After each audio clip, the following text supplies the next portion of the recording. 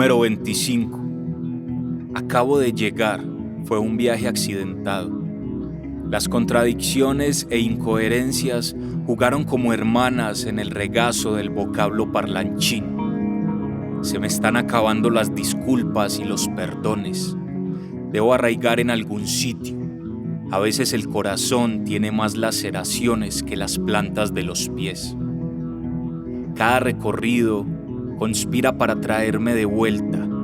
Cada conductor o conductora conoce mi nombre y mi familia, mi sonrisa y mi reflexión. Hasta las peroratas que me acompañan conocen el juego. Me he convertido en un oráculo, en un profeta que le huye a los aciertos. Mis secretos, revelados al viento, pasan a ser de dominio público. Y al ser propiedad mundial, desde alguna parte me llamarán para que ilumine con palabras sin sentido y aprendizajes inconclusos.